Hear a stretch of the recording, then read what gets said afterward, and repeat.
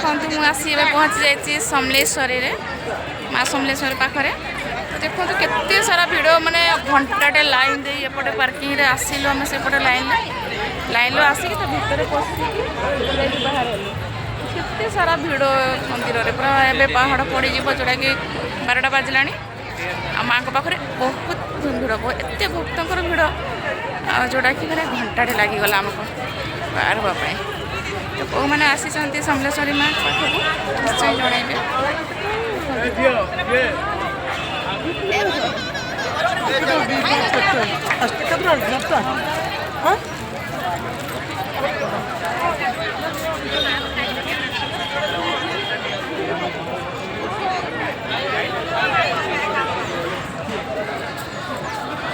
तो समस्ते दर्शन कर पारे भल से देखु और थे भल से दर्शन कर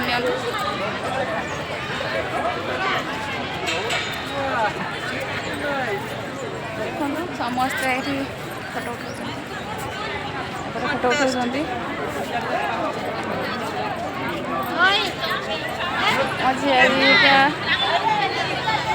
जावा ये हूँ स्तंभटा गरुड़ स्तंभटा अच्छी आम भी जानू यहाँ स्तंभ ना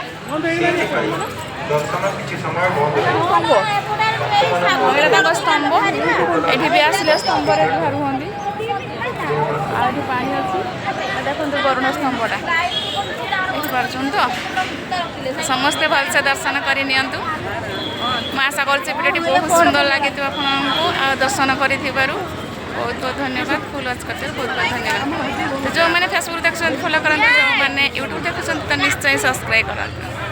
रही जय जगन्नाथ।